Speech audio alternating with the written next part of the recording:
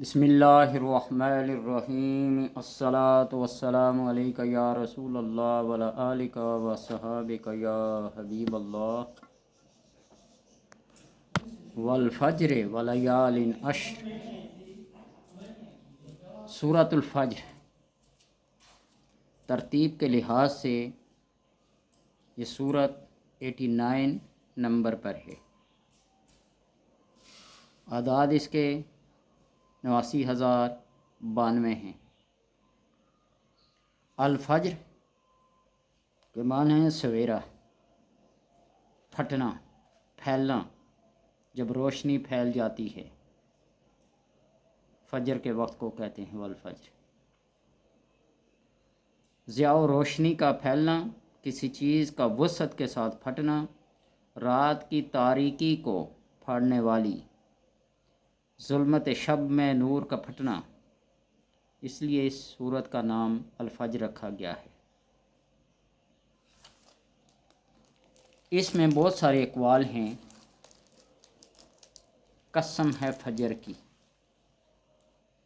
حضرت ابن عباس رضی اللہ تعالی عنہ، حضرت اکرمہ، عطیہ ایک محدث فقیہ ہیں،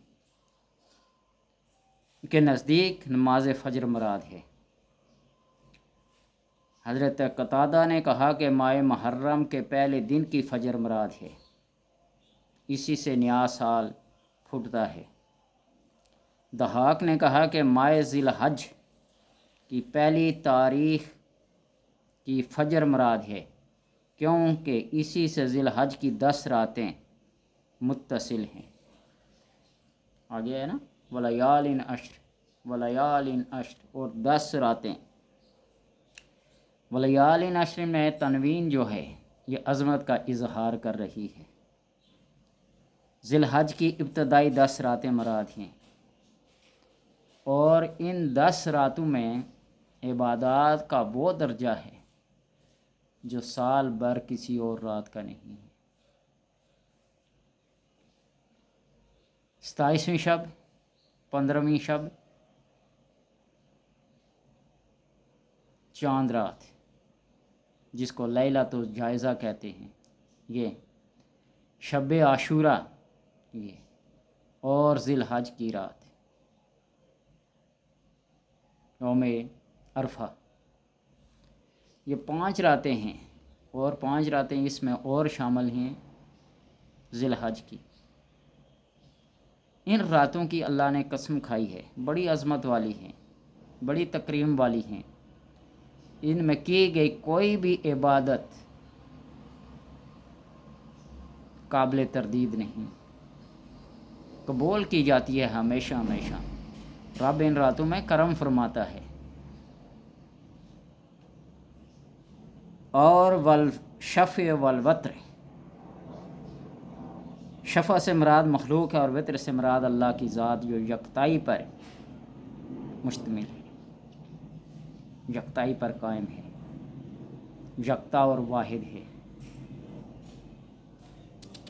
بہت ساری اقوال ہیں، میں بتاتا ہوں کہ تفسیری روایات کی طرف فی الحال ابھی پروگرام نہیں۔ اس کے جو فضائل ہیں، اس کے پڑھنے کے جو فوائد ہیں وہ گوشگزار کروں۔ اور ایک بات اس کی تفصیل بیان کرنے سے پہلے، فوائد بیان کرنے سے پہلے یہ بات بتا دوں کہ میں ہوں یا کوئی بھی ہو، جب انٹرنیشنل سطح پہ، سیٹلائٹ پہ، انٹرنیٹ پہ کوئی چیز لوڈ کی جاتی ہے تو بڑی ذمہ داری کے ساتھ ہوتی ہے، اس کا حوالہ، اس کا پروف ہوتا ہے۔ بے تک کی باتیں ایسے نہیں چھوڑی جاتی لوگوں کو گمراہ کرنے کے لیے۔ یہ ایک فرد واحد کا مسئلہ نہیں ہوتا، لاکھوں نہیں، کروڑوں نہیں، اربوں انسانوں کا مسئلہ ہوتا ہے۔ اور آپ یہ نہ سمجھنا کہ میری وائرل شدہ ویڈیو کسی ایک مذہب کے لوگ دیکھیں گے، کوئی عیسائی ہے تو کرسچن ہی دیکھیں گے، کوئی یہودی ہے تو یہودی دیکھیں گے، کوئی مسلمان ہے تو مسلمان ہی دیکھیں گے، کوئی سکھ ہے تو سکھ ہی دیکھیں گے، ایسا نہیں۔ ویڈیو کو ہر مذاہب کے اور ہر ملک کے لوگ دیکھتے ہیں، تو اس لیے جو کچھ بیان کیا جاتا ہے وہ بڑی ذمہ داری کے ساتھ بیان کیا جاتا ہے، ایک بات۔ اور دوسری بات یہ ہے کہ یہ ضروری نہیں ہے کہ ایک وظیفہ جو ایک بندے کے لیے کام کرتا ہے وہی سب کے لیے کرے۔ یعنی میں مثال دیتا ہوں کہ میری ایک ویڈیو یا قہار ہو یا جبار ہو، میرے یوٹیوب کے سبسکرائبر 13-14 ہزار یا ویورز 12-15 لاکھ، اگر سارے یہی وظیفہ کرنا شروع کر دیں تو چند ایک کو فائدہ ہوگا اور باقی کو فائدہ نہیں ہوگا۔ تو جن کو فائدہ نہیں ہوتا وہ یہ کہنا شروع کر دیں کہ آپ لوگوں کو گمراہ کر رہے ہیں، آپ لوگوں کو غلط راہ بتا رہے ہیں۔ وہ اپنی قسمت کو، اپنی تقدیر کو پہلے دیکھ لے۔ اور یہ جو اسماء حسنیٰ ہوتے ہیں نا، اسماء حسنیٰ، یہ اسماء توقیفیہ ہوتے ہیں۔ اب توقیف اور موقوف کا معنی بیان کرنا شروع کر دوں، کسی کی سمجھ میں آئے گا، کسی کی سمجھ میں نہیں آئے گا، تو لہٰذا آسان معنی میں یہ کرتا ہوں کہ کون سا اسم کس بندے پر اثر کرتا ہے اور کس پر نہیں کرتا۔ اعلیٰ حضرت امام الشاہ احمد رضا نور اللہ مرکزہ، ان کے پاس ایک شخص آیا اور آ کر عرض کرنے لگا کہ میرے نام کے مطابق میرا اسم اعظم بتاؤ۔ آپ نے بہت تلاش کیا، بہت غور و فکر کیا، حتیٰ کہ مغرب کی نماز کا وقت ہو گیا، کوئی نہیں ملا، اور اسے جواب دے دیا کہ میرے پاس تیرے نام کا اسم اعظم نہیں ہے۔ وہ بڑا مایوس ہو کر وہاں سے اٹھا، کہنے لگا بڑی امید لے کے آیا تھا، آپ لوگوں کو بتاتے ہیں، آپ نے مجھے نہیں بتایا۔ بہرحال وہ ناامید ہو کے چلا گیا۔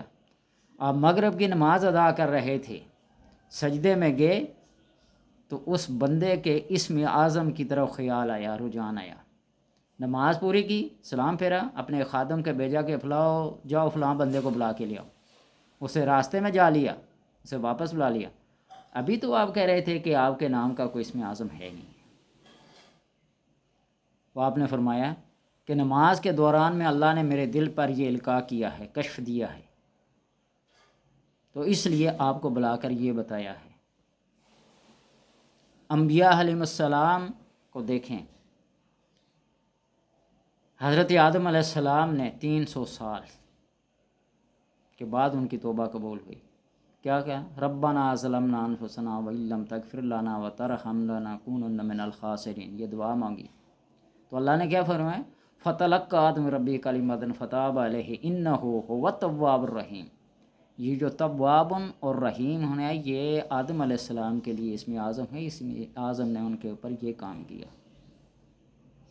یونس علیہ السلام کو مچھلی کے پیٹ میں 40 دن تک رکھا تو اللہ نے کیا فرمایا؟ للبث فی بطنہ الی یوم یبعثون۔ اگر وہ اللہ کی حمد و تسبیح و تحلیل نہ کرتے تو قیامت تک ان کے پیٹ میں رہتے، مچھلی کے پیٹ میں۔ کیا فرمایا؟ لا الہ الا انت سبحانک، لا الہ الا انت سبحانک انی کنت من الظالمین۔ یہ جو لا الہ الا انت ہے نا، یہ حضرت یونس علیہ السلام کے لیے اسم اعظم ہے۔ اسی طرح مختلف انبیاء علیہ السلام نے جو جو دعائیں مانگی ہیں نا جس نام سے، تو وہی اس کے لیے اسم اعظم ہے۔ تو اگر میری کسی ایک ویڈیو کو لے کر کسی ایک اسماء حسنیٰ کی جو میں نے مختلف ہیں ناموں کے ساتھ بتایا ہے، کیا اللہ تبارک و تعالیٰ کا یا قہار ہو یا جبار ہو، اسی سے سب نے کام چلایا؟ میں نے تو یہ بھی کہا تھا عجیب یا اسرافیل بحق الہ یا اللہ المحمود فی کل فعالہ یا اللہ یا اللہ یا اللہ۔ اس کے عمل بن جائے۔ سورج کو کہیں گے کہ اپنی جگہ سے نیچے آ جائے تو وہ بھی تمہاری بات ماننے کو تیار ہو جائے گا، لیکن شرائط ہیں، قواعد ہیں، اصول ہیں، معمولات ہیں۔ پڑھنے والے نے وضو کی حالت میں پڑھا، چلتے پھرتے پڑھا، بیٹھ کے پڑھا، توجہ کے ساتھ پڑھا، کیسے پڑھا؟ یہ تو پڑھنے پہ موقوف ہے نا کہ اس نے کس نیت سے پڑھا۔ حضرت عیسیٰ علیہ السلام ایک وادی سے گزر رہے تھے، ایک بندہ بڑا گڑ گڑا کے ایسی تضرع اور زاری کے ساتھ دعا کر رہا تھا کہ عیسیٰ علیہ السلام کو ترس آ گیا، تو اللہ سے عرض کی الہ العالمین اس کو عطا کر دے، یہ کتنی زاری کے ساتھ ہے۔ تو اللہ نے فرمایا ہے یہ اس کی دل کو جان کے دیکھو کہ دل میں کیا ہے، زبان سے تو یہ گڑ گڑا رہا ہے، اس کے دل میں کیا ہے، چاہتا کیا ہے۔ جی ایک ہوتی ہے رضائے رب، ایک ہوتی ہے رضائے دنیا۔ دنیا کے مال و متاع میں پھنس گیا، مقدمے میں رشتہ نہیں ہوگا، رشتہ ٹوٹ گیا، منگنی ٹوٹ گئی، طلاق کا مسئلہ آ گیا، فلاں ہو گیا، فلاں آ گیا، اپنے دنیاوی مشاغل میں۔ تو لوگ اس لیے کیا کرتے ہیں، ایک دن کبھی رب کی رضا کے لیے پڑھ کے دیکھو۔ بغداد کی جامع مسجد کا جو متولی تھا نا، وہ متولی اتنا امیر ترین ہوتا تھا کہ بادشاہ وقت بھی اس کا مقروض ہوتا تھا۔ ایک شخص نے 25 سال تک باجماعت نماز ادا کی، مسجد کی خدمت کی کہ لوگ مجھے نمازی پرہیزگار متقی دیکھ کر مسجد کا متولی مجھے بنائیں گے۔ 25 سال تک لوگوں نے سلام کرنا بھی اسے گوارا نہیں کیا۔ خیال آیا 25 سال ہو گئے۔ تو ایک دن اس نے دل میں یہ ارادہ کیا کہ میں آج عبادت جو کروں گا اللہ کی رضا کی خاطر کروں گا۔ اس شب صرف اور صرف خالصتاً رب کی رضا کے لیے۔ بس صبح فجر کا ہونا تھا کہ لوگوں نے قطار در قطار اس کا استقبال کرنا شروع کر دیا، ہاتھ چومنے لگے۔ لوگوں نے اس کی منتیں کی، آؤ تو میں مسجد کا متولی بناتا ہوں۔ اس نے کہا نا بابا نا۔ 25 سال ایک طرف اور ایک رات کی عبادت ایک طرف۔ اخلاص، خلوص اور ریاکاری میں یہ فرق ہوتا ہے۔ رب کی رضا اور چیز ہے، طالب الدنیا اور ہے، طالب المولا اور ہے۔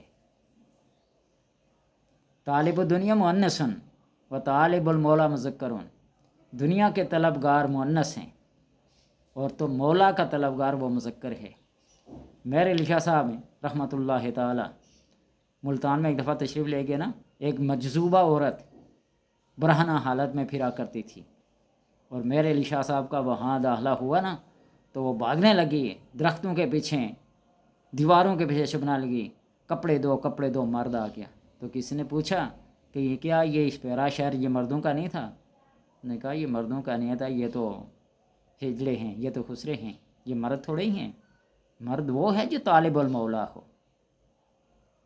تو اس لیے مہربانی کیا کریں کہ میری ذات یا کسی بھی ایسے عالم فاضل، کسی بھی راہبر کو جب سنیں تو پہلے تحقیق کر لیا کریں، اپنے گریبان میں جھانک لیا کریں کہ میرے اندر کتنی کیپیسٹی ہے، کتنی کیپیبلٹی ہے، کتنی اہمیت ہے۔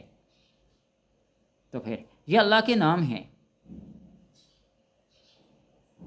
میں کوئی ویڈیو ثابت کر کے بندہ دے دے کہ قرآنی آیات، اسماء حسنہ، احادیث کے علاوہ کبھی کچھ بیان کیا ہو۔ یہ یوٹیوب تو، یہ سیٹلائٹ تو، یہ جمعہ 8 دن کی بات ہے، 87 سے 1987 سے حساب لگا لیں، پورے 35 سال ہونے کو ہیں یہ کام کر رہا ہوں دعوت الدین کا، کبھی احادیث کی صورت میں، بھی قرآنی آیات کی صورت میں، کبھی فقہ کی صورت میں، کبھی ذکر و اذکار کی صورت میں۔ سمجھے، لوگوں نے نبیوں کو نہیں بخشا تو ہم کیا چیزیں۔ تو بہرحال یہ سورۃ الفجر، اس کو پڑھنے والا بندہ جو اس کو پڑھے گا فوائد اور انعامات سے خالی نہیں رہے گا۔ ایسے بے اولاد، ایسے لا اولاد جن کی اولاد نہ ہوتی ہو، ٹیسٹیں، میڈیکل، حکمت، طب، ٹوٹکے سب آزما کے عاجز اور بے بس ہو گئے ہوں، اور ڈاکٹروں نے بھی ایک مشغلہ بنا لیا ہے کاروبار کا۔ میرے نزدیک ڈاکٹر وہ ہے، میرے نزدیک حکیم وہ ہے جب جائیں یوں نبض پہ ہاتھ رکھے اور مریض کے کہے بغیر بتا دے مادے اندر یہ بیماری ہے، یہ بیماری ہے، یہ بیماری، اور مریض اس کی تصدیق کرتا جائے۔ تو مریض جو خود جا کے ساری باتیں کہتے ہیں تو ڈاکٹر نے بس لکھنا ہے یہ لے لو، یہ لے لو۔ ڈاکٹر آج مشینوں کے محتاج ہو گئے ہیں، مشین کے بغیر وہ چیک نہیں کرتے، وہ چہرے مورے سے نہیں دیکھتے۔ ایک حکیم صاحب گزر رہے تھے نا ایک دکان سے کے پاس سے، وہ دکاندار جو تھا نا وہ رش کی وجہ سے اپنے پیشاب کو روکے رکھا تھا، فرصت نہیں تھی اس کو گاہکوں سے کہ وہ جا کے تھوڑی دیر کے لیے اپنی اس تکلیف کو مٹا لے۔ وہ حکیم صاحب کا گزر ہوا، اس کا چہرے کا رنگ دیکھ کر کہنے لگا یہ بندہ 2 سے 3 منٹ کے اندر مر جائے گا۔ حکیم صاحب بس کہہ کے بعد تھوڑی دور گئے، واقعی وہ بندہ مر گیا، اس کا مثانہ پھٹ گیا، مر گیا۔ تو حکیم صاحب سے پوچھا آپ کو کیا پتا تھا؟ اس نے کہا اس بندے نے پیشاب کو روکے رکھا تھا، مثانہ پھٹ گیا۔ سمجھے؟ وہ حکیم صاحب تھے نا ہندوستان کے، وہ نبض کو دیکھ کر، پیشابوں کے رنگ کو دیکھ کر مرض بتا دیا کرتے تھے۔ ایک مذاقاً ایک بندے گئے نا شرارتی قسم کے، دھاگا بھی باندھ کر اگر نبض کے ساتھ لے جاتے نا اس سے بھی بتا دیتے تھے۔ تو ایک آدمی نے بھینس کے کھر کے ساتھ دھاگا باندھ کے جا کے حکیم صاحب کو دے دیا نا، انہوں نے کہا جاؤ اپنی ماں کو چارہ اچھا ڈالو، دودھ دے گی اچھا۔ تو بات یہ ہے کہ طنز نہیں، تنقید نہیں، یہ اللہ کا کلام ہے، اس کو ڈنکے کی چوٹ پہ بیان کرتا ہوں، آزمائیں اور فائدہ حاصل کریں خلوص کے ساتھ، اخلاص کے ساتھ، ٹھیک ہے۔ وہ بے اولاد لا اولاد قسم کے لوگ جو اولاد کی نعمت سے محروم ہیں، اس سورہ فجر کو لکھیں اور اپنی کمر کے ساتھ باندھ لیں، پھر بیوی کے ساتھ شاباش ہوں، ہملاپ ہوں، اللہ تبارک و تعالیٰ کرم کرتا ہے۔ بیوی کے سینے پہ، اس کے پیٹ پہ ہاتھ رکھ لیں، یا متین ہو یا متین ہو یا متین پڑھا کریں، یا باری ہو یا باری ہو یا باری ہو، یا خالق ہو یا خالق ہو یا خالق ہو، یا بدیع السماوات والارض۔ اللہ کے لیے کون سا مشکل ہے؟ وَهُوَ الَّذِي يَبْدَأُ الْخَلْقَ ثُمَّ يُعِيدُهُ، اس تخلیق کو نئے سرے سے، بغیر کسی ماڈل کے، بغیر کسی نقشے کے جو پہلی دفعہ بنا لیا، تو دوسری دفعہ اس کے لیے بنانا کون سا مشکل ہے؟ تو لہٰذا اپنی بیوی سے وہ کیا ہو، ہملاپ ہو، اللہ تبارک و تعالیٰ اسے نیک لڑکا عطا کرے گا۔ ہمارے مفتی اعظم، میرے استاد محترم مفتی فیض احمد صاحب، اللہ ان کی قبر کروڑ ہا رحمتیں کرے، ان کا اولاد کے لیے تعویذ ایسا مشہور تھا، ایسا مجرب المجرب تھا، تو لوگ کہتے تھے کہ اس تعویذ کو پتھر پہ رکھ دیں تو اللہ وہاں سے بھی کوئی نہ کوئی تخلیق پیدا کر دے گا۔ لیکن ان کا اپنا داماد، اپنی بیٹی لا اولاد تھے۔ یہاب لمن یشاء اناثا ویہاب لمن یشاء ذکورا او یزوجہم ذکرا و اناثا ویجعل من یشاء عقیما۔ اللہ جسے چاہتا ہے بیٹے دیتا ہے، اللہ جسے چاہتا ہے بیٹیاں دیتا ہے، اللہ جسے چاہتا ہے بیٹے اور بیٹیاں دونوں دیتا ہے، اور جسے چاہتا ہے عقیمہ، اس کو بانجھ کر دیتا ہے، اس کو کوئی نہیں دے سکتا۔ یہ ایسی نعمت ہے، یہ پیسوں سے نہیں ملتی، یہ اللہ کی عنایت ہے۔ اور اس صورت میں اسی کا ذکر ہے، وَأَمَّا الْإِنسَانُ إِذَا مَا ابْتَلَاهُ فَأَكْرَمَهُ وَنَعَمَّهُ فَيَقُولُ رَبِّي أَكْرَمَنِ۔ اللہ جب انسان کو آزماتا ہے، اس کو نعمتیں دیتا ہے، اس کو تعظیم دیتا ہے، وہ کہتا ہے اللہ نے مجھے بڑی عزت دی ہے، بڑی شہرت دی ہے، ٹھیک ہے، اتراتا پھرتا ہے۔ وَأَمَّا إِذَا مَا ابْتَلَاهُ وَقَدَرَ عَلَيْهِ رِزْقَهُ فَيَقُولُ رَبِّي أَهَانَنِ۔ اور جب اللہ اس کو رزق لے کر، مال لے کر، اولاد لے کر، ہر طرح کی آزمائش و مصیبتوں میں، تو کہتا ہے رب نے میری بے عزتی کی ہے، رب نے میری بے عزتی کی ہے۔ تیری عزت کیا ہے؟ تیری عزت بے عزتی تو اس کے ہاتھ میں ہے۔ امام اعظم ابو حنیفہ رحمۃ اللہ تعالی قرآن کی ہر آیت کے مصداق تھے۔ وقت آخر جب غسل دینے لگے نا، کبھی پیشانی پہ آ کر ظاہر ہوتی آیت، کبھی سینے پہ، کبھی دائیں بازو پہ، کبھی بائیں بازو پہ، کبھی یا ایھۃ النفس المطمئنہ ارجعی الی ربک راضیۃ مرضیہ۔ میرے بندے، نفس مطمئنہ کے ساتھ اپنے رب کی طرف لوٹا، جنت میں اور میرے نیک لوگوں میں داخل ہو جا۔ یہ مقام پیدا کرے، اعتراض نہ کرے، طنز نہ کرے، تنقید نہ کرے، اپنے دل کو صاف رکھ، اپنے دماغ کو صاف رکھ۔ اللہ ان اللہ لا ینظر الی صورکم، اللہ تمہاری صورتوں کو نہیں دیکھتا، ولکن ینظر الی قلوبکم، اللہ تمہارے دلوں کو دیکھتا ہے کہ ان دلوں میں کیا ہے۔ جی اللہ تبارک و تعالیٰ سے دعا ہے کہ قرآن کو پڑھنے اور عمل کرنے کی توفیق عطا فرمائے۔